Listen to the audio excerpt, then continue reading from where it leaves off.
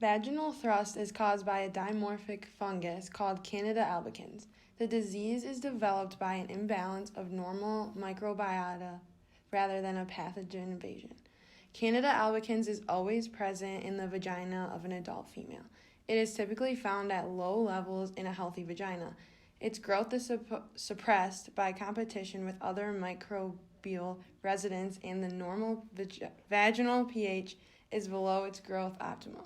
When a decrease in lactobacillus population leads to an increase in pH, it creates the perfect conditions for the fungus to grow and a yeast infection to develop.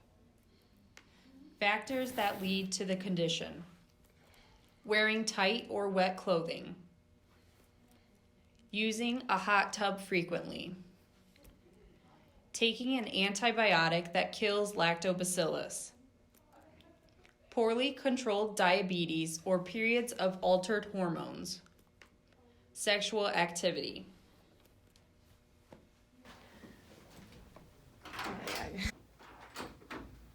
Hi, Vanessa. How are you today?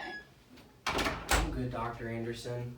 I've just been experiencing some vaginal pain, itching, redness, and a burning sensation during urination and sex, as well as a smelly discharge. Could you tell me what that's about maybe? Well, there's a good chance you just have a yeast infection. We're going to go ahead and do a pelvic exam. This could possibly reveal tissue inflammation in curd-like colonies. If we see anything, then we can take a gram stain discharge specimen. And then if the yeast is seen at low temperatures, we'll know for sure that you have a yeast infection. Okay, sounds good. All right. The pathogenesis of a yeast infection is caused by the overgrowth of the Candida albicans. It is distinctive curd-like, thick white colonies that adhere to the vaginal wall. These colonies attach to endothelial cells, host ligands using an invasion proteins on the Candida albicans. The host immune system usually prevents candidiasis, but patients with a weakened immune system or patients that have a change in pH are at a high risk of acquiring this infection. Once the fungus attaches, enzymes are released that cause lysis of the epithelium. These lysis cause an inflammatory response that leads to the swelling and redness of the vagina. Candida albicans goes back to normal pH levels. Clinical features include vaginal and vulvar irritation and itching, which leads to vaginal pain, vaginal swelling, and redness. There's also a burning sensation during urination and intercourse, with curd-like thick white colonies that adhere to the vaginal wall, which make up odorless or yeasty scented discharge. Ongoing yeast infections may signal immunocompromisation. A diagnosis can be done by a pelvic examination by a doctor, which will reveal the tissue inflammation and the curd-like colonies. If these are seen, you can take a gram stain discharge specimen. If dimorphic yeast is seen at low temperatures, Candida albicans is present, and a culture on dextrose agar can confirm.